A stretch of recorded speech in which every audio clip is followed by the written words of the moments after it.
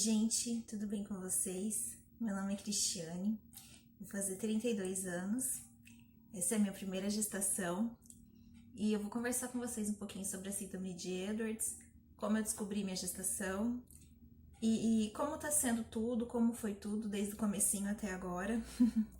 É um pouco difícil pra mim falar sobre isso. Eu tenho um canal no YouTube de cabelo e maquiagem, mas hoje eu tô sem maquiagem nenhuma. Pra falar assim, né, simples, de mulher pra mulher, de mãe pra mãe, ou pra algum familiar que tá passando por um momento, que tá passando por esse momento e por algum motivo acessou esse vídeo. Então, no final do ano passado, em outubro, meu pai morreu. E foi um baque assim muito grande pra gente. Eu tenho 3 anos de casada e a gente também não planejava ter filhos tão já. Tanto pela situação financeira, porque a gente sabe que filhos dá muito gastos, né? Então, e meu pai, assim, ele era uma pessoa que ajudava muito. Não financeiramente, mas ajudava muito com a presença. Então, se eu tivesse um filho, com certeza ele ia ajudar a olhar, sabe? Porque ele tem, assim, tinha, né, mais força e mais disposição que a minha mãe. Mas Deus o levou primeiro, Deus o quis para si, e ficamos assim muito desnorteados. E logo que ele morreu, não sei como, eu engravidei. Até no meu vídeo no YouTube eu conto como que eu descobri a gestação, porque na verdade eu nem lembro como que esse nenê veio parar aqui dentro de mim, porque foi um luto tão grande e tipo, praticamente um mês depois eu já descobri que eu tava grávida. Então, enquanto eu ainda tava chorando o luto do meu pai, tinha um nenê se formando dentro de mim. Mas a gente sabe que isso não influencia, que a Edwards é uma síndrome que não tem nada a ver com o seu DNA ou com o que você tá passando, é uma coisa que acontece 1000 em 1 milhão, mais ou menos, vamos dizer assim, e que não é nada que você faça, não é nada que você coma, não é que você passou susto, não tem nada a ver com muitas crendices populares que as pessoas dizem. É uma má formação nos DNAs na hora da fecundação e acontece. E eu fui premiada. Então, logo depois da morte do meu pai, né, veio essa descoberta desse bebê. Fiquei um pouco assustada, porque eu pensei, meu Deus, e agora? Né?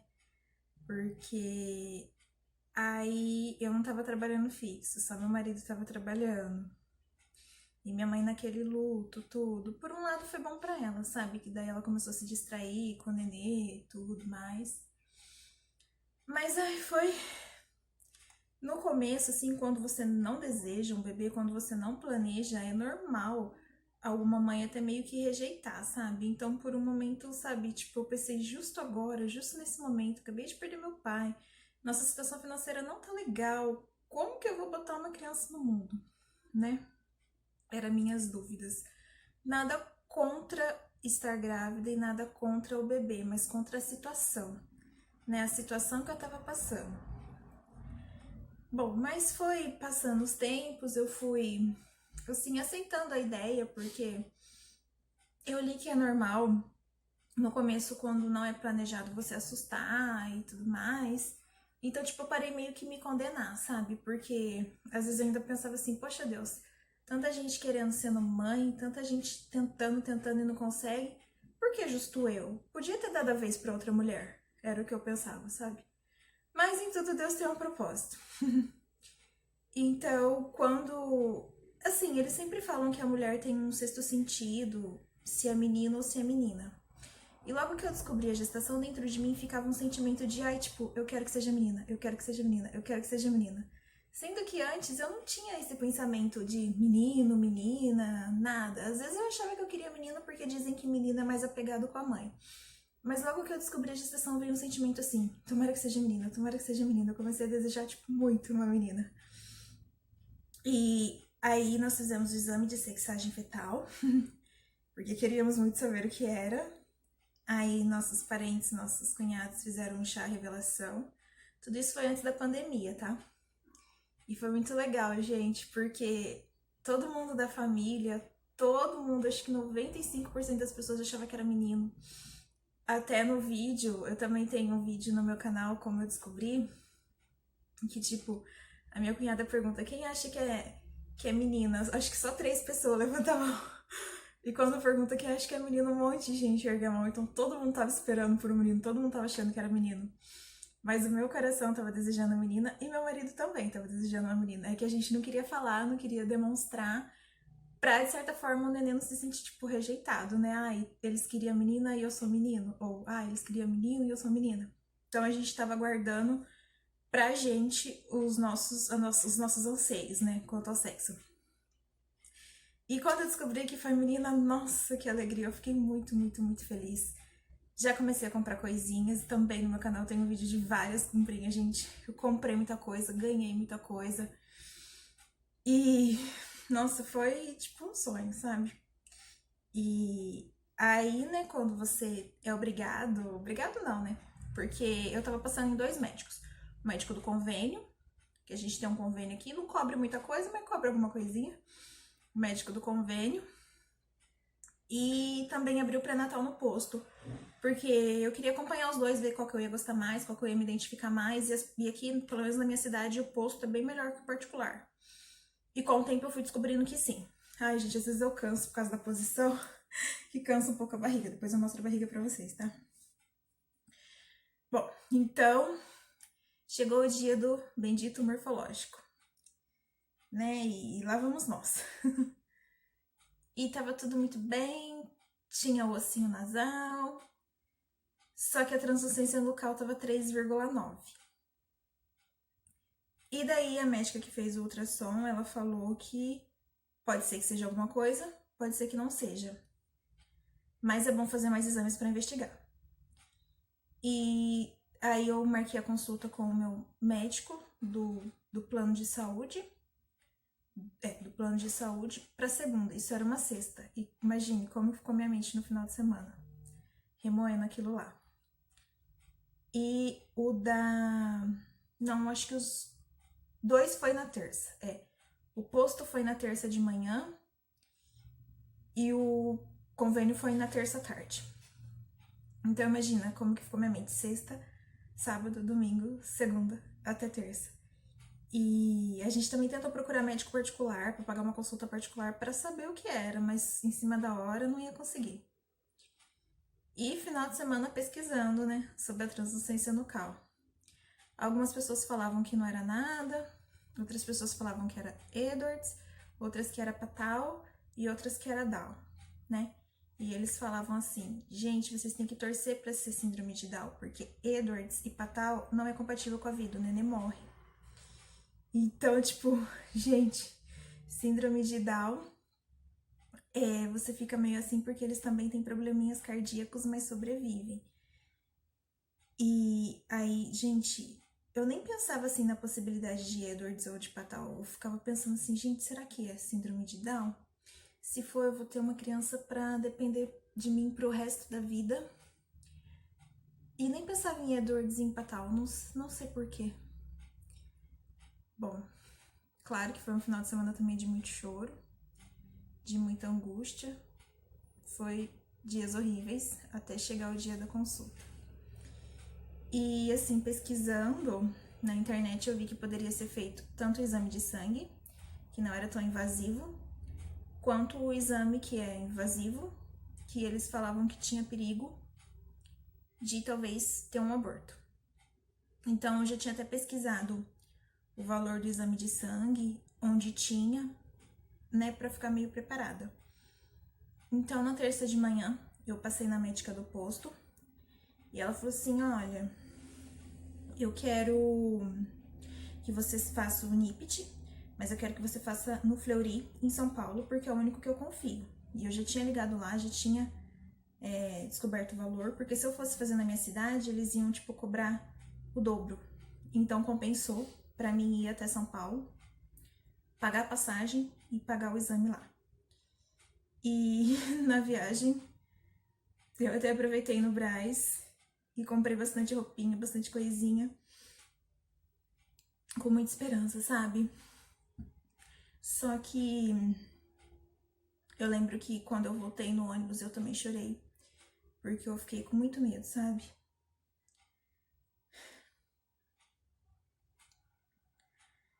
que ela não usasse as coisas que eu comprei. Desculpa.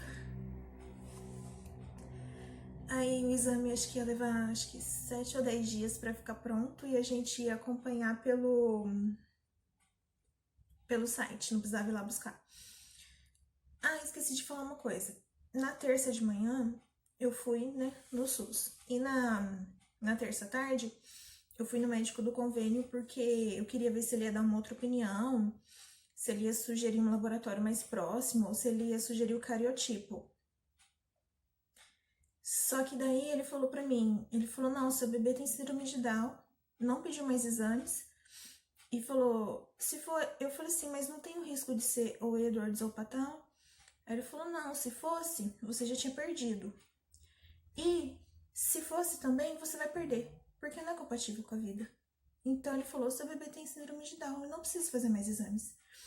Só que depois disso, sabe, eu não quis mais passar com ele, eu não quis mais ir até ele e continuei com o pré-natal só no posto. Bom, aí eu lembro que o exame ia ficar pronto, o resultado do exame ia ficar pronto antes. Eu acho que eles deram 10 dias, mas ficou pronto 7 dias antes. E meu marido, ele tava com o login e a senha. E a gente tava bem, assim, feliz, comendo. Aí do nada ele acessou o celular e ele viu que já tinha o resultado. E ele não falou pra mim que tava acessando. Aí ele falou, amor, já saiu o resultado. Aí lê aí que eu não tô entendendo. Aí deu Edwards.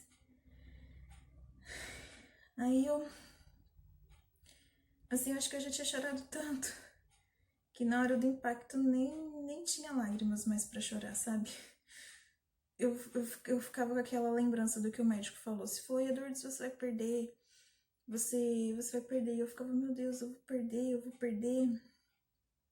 Aí a minha irmã, ela mandou um vídeo de umas meninas que tinham Edwards no YouTube e tinha uma descrição sobre a síndrome do amor.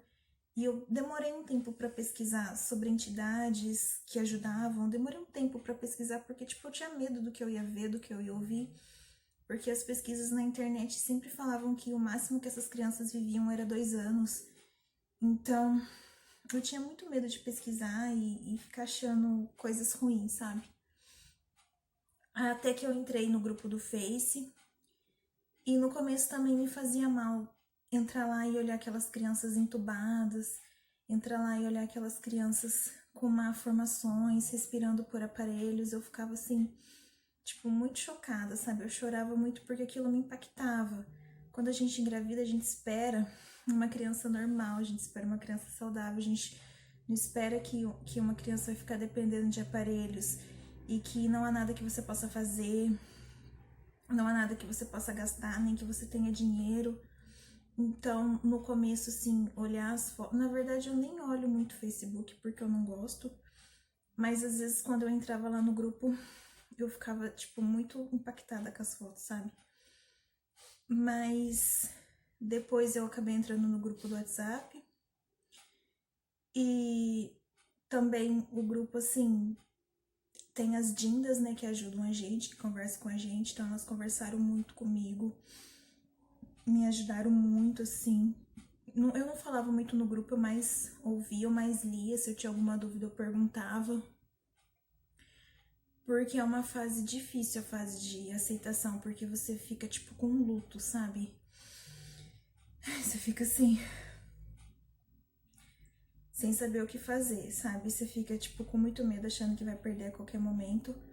Só que com o tempo, gente, a gente aprende a viver um dia de cada vez.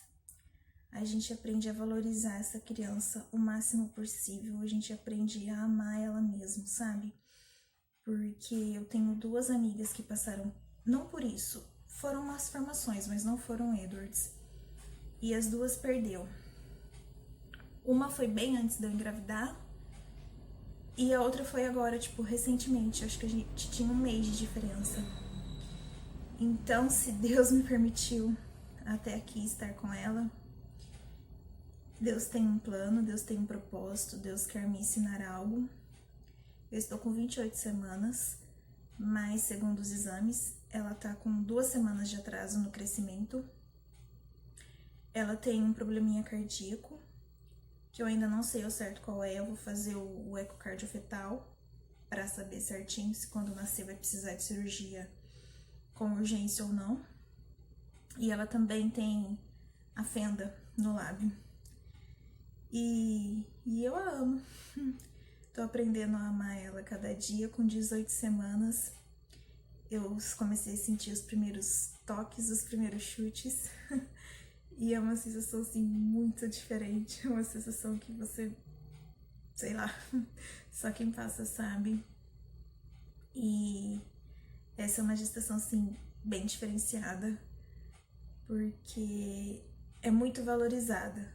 Cada dia, sabe, eu vejo lá no grupo do Edwards que muitas mães ganharam seus bebês e perderam. Elas botam as fotinhas lá. E eu mudei o meu jeito de ver as coisas, sabe?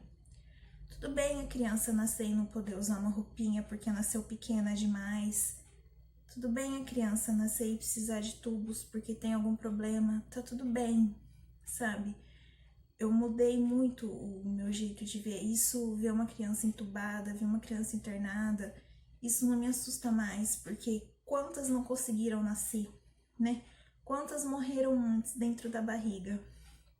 Então, eu com 28 semanas, mas com atraso de 2, eu me sinto muito vitoriosa por ter chegado até aqui. E vamos juntas quantas semanas mais Deus quiser e Deus permitir. E tudo precisa de tempo, sabe? O seu coração, a sua mente precisa de tempo para você aceitar, para você amar, sabe? A gente não pode julgar quem optou por um aborto. Eu não posso julgar nada nem ninguém, porque a mente de cada um, a vida de cada um que sabe, né? As lágrimas, as dores, os choros de cada um é único. Cada um sabe o que passa, cada um sabe a cruz que carrega. Mas eu quero dizer para você que tá grávida, para você viver cada dia como se fosse o último. Porque na verdade a gente não sabe, né? Esses bebês com essas doenças têm uma probabilidade maior de morrer, de morbidade, né? Isso a gente sabe. Mas ninguém é imortal, né?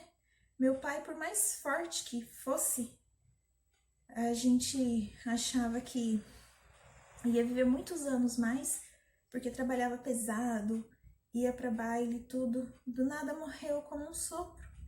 Então a vida é um sopro, né? Então eu não sei se amanhã eu vou morrer, se amanhã é meu marido, se é minha mãe, se é meu vizinho, se é meu bebê. Às vezes meu bebê vive até mais que muita gente.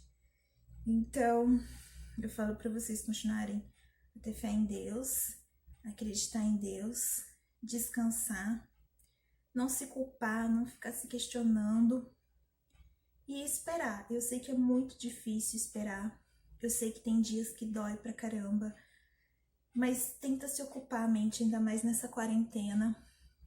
Tenta se ocupar com coisas que você gosta, com coisas que vai fazer você se sentir bem.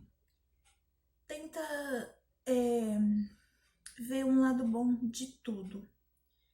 Às vezes, né, como eu disse, eu choro, eu fico triste, porque às vezes eu já não tô num dia bom, já não tô legal, mas seja grata por cada dia, viva um dia de cada vez, cada mexidinha que você sentir, cada notícia que você sentir, cada elogio que você receber pela sua gravidez, receba e desfrute, e é isso aí, tamo juntas. Essa é um pouquinho da minha história. Tô feliz por ter compartilhado pela primeira vez. E é isso. Fiquem com Deus.